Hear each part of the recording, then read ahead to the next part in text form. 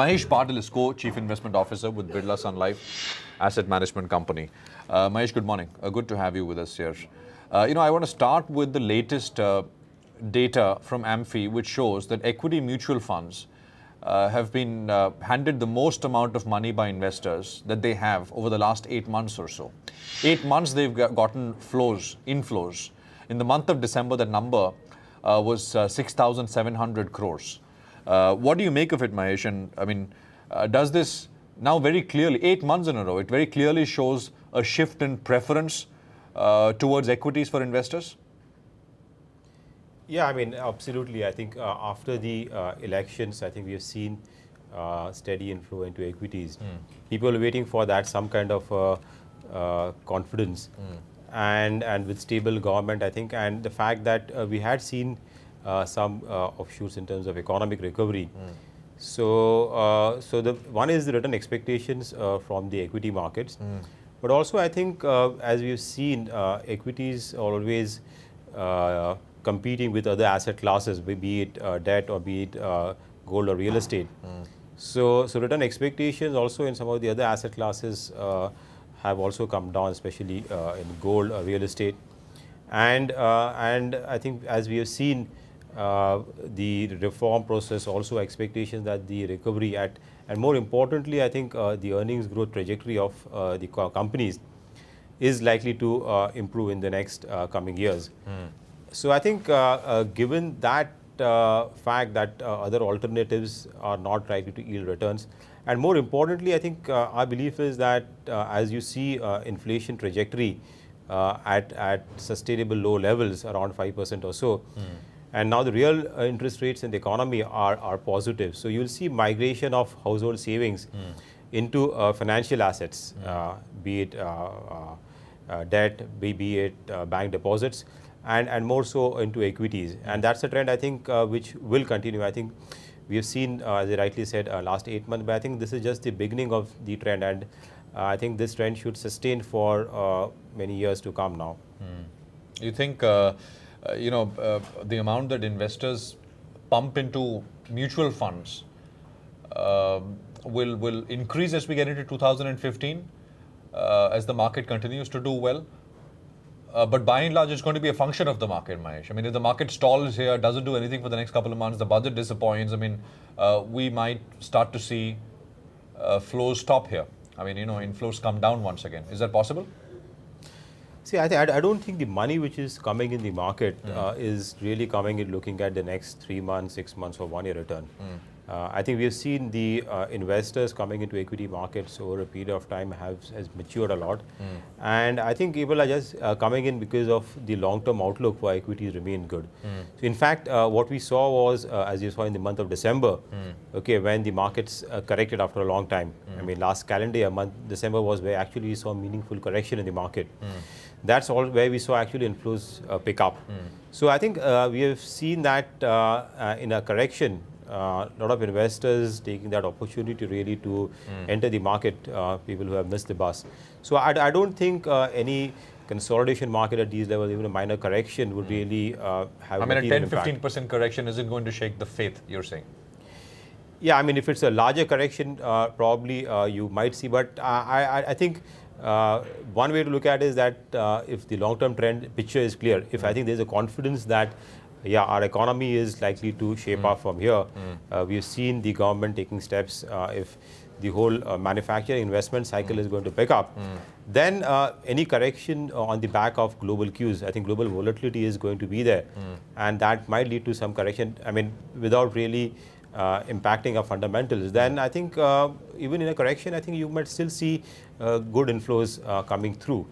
And as I've been talking in the show earlier also, if you look at the ownership of equity into domestic households over the last 7 years, it's almost halved, and it's an all-time low.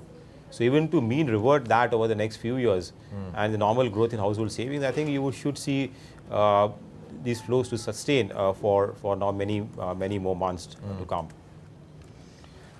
Okay, so essentially what you're telling us, Mahesh, you believe that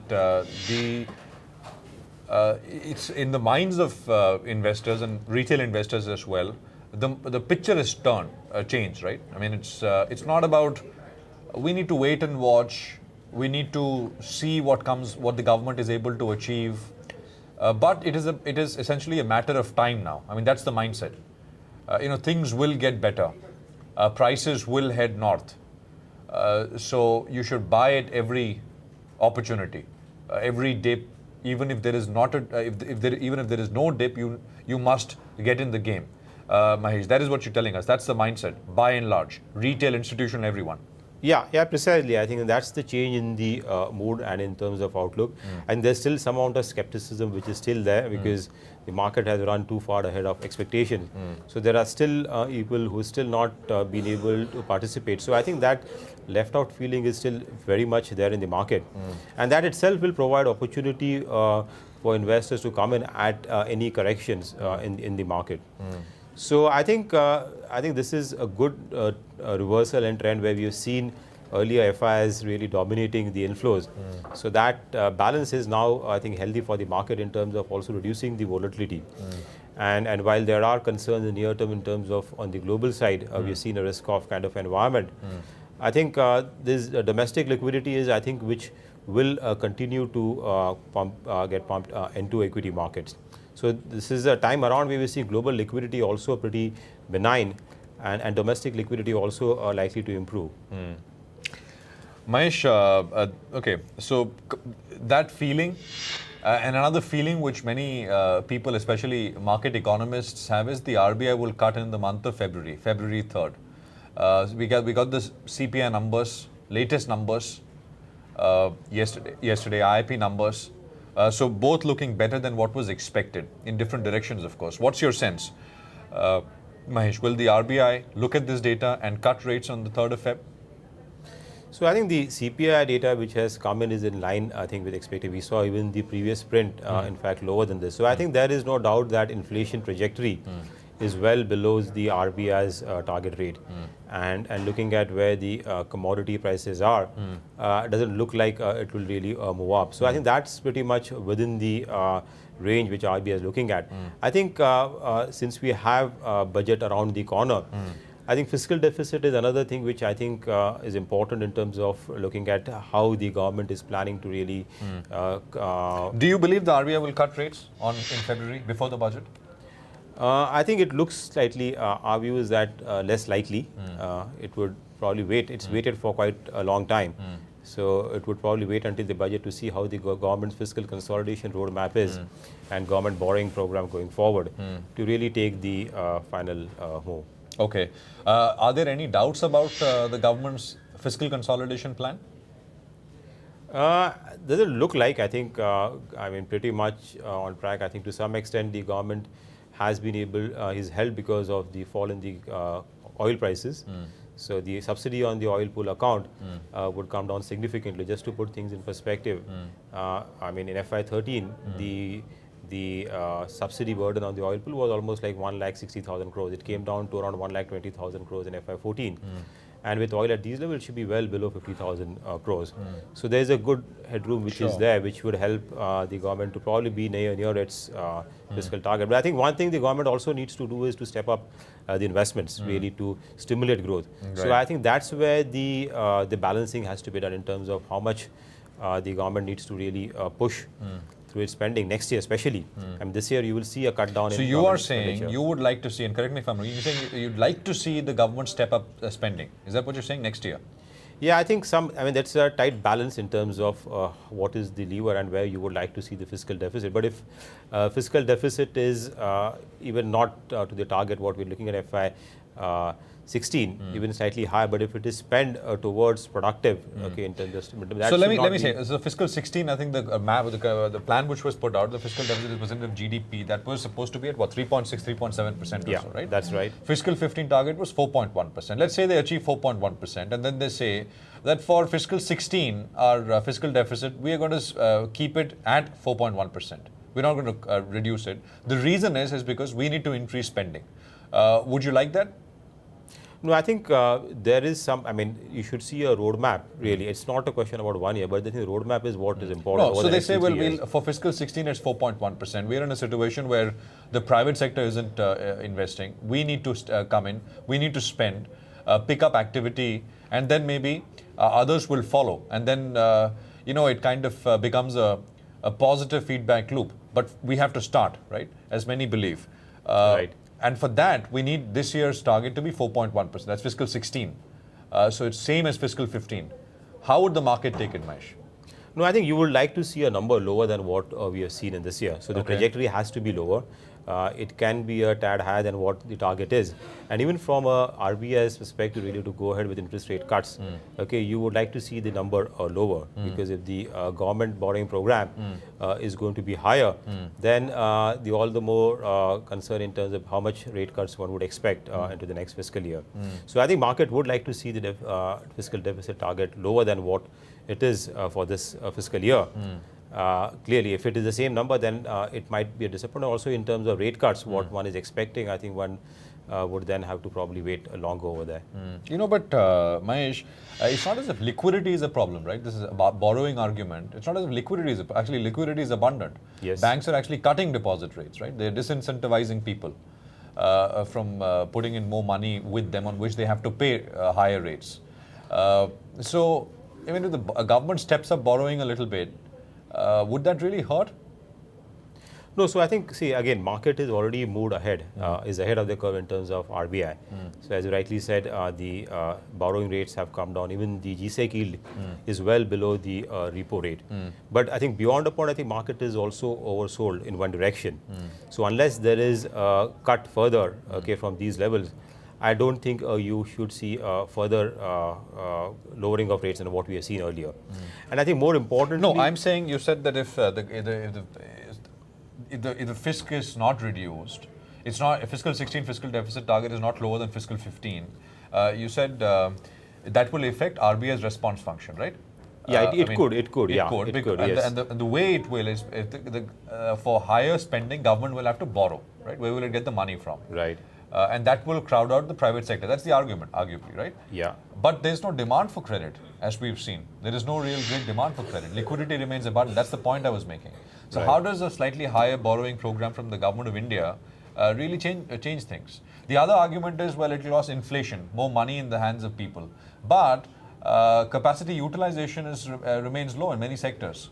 20, 30, 40% capacity remains unutilized in many sectors. If you're running at 100% utilization, then you put pressure. And maybe there's that inflation argument. But that's not the case right now. Yeah, I mean, it's not a question. Again, RBI is not going to cut interest rate just based on the near term. This thing, it will look at what the direction is, because they don't want to be seen in an environment where you cut interest rates and somewhere down the line you have to further increase the interest rates. So I think it will be more important for RBI to see in terms of how the direction is in terms of fiscal consolidation, and also longer term trajectory in terms of inflation. Okay, how that is really at a reasonable level. So, so I think given these factors, if the government borrowing program remains at elevated levels, then again that money supply would probably get into various factors. We don't know. As you rightly said, capacity utilizations are currently low, but I think the demand is also likely to pick up. So given that... no, demand will pick up, Mahesh, if somebody spends, right? I mean, and that's the argument that people are making who are saying that, stop obsessing about the fiscal deficit number. And you should, government should spend, because, I mean, companies that we've spoken to on the show have said that over the last 18 months or so, 80% of their new orders are all coming from the government sector, not from the private sector. So if that also dries up, because you need to maintain a certain fiscal deficit target, etc., then, I mean, how is that really going to help? I mean, that's not even actually going to help stock markets at the end of it, because, it'll impact revenues, reported profits, and eventually what investors are willing to pay for some of these companies, right? I mean, it's negative for the stock market as well, beyond a point. Yeah, so I think excessive tightening also is not good.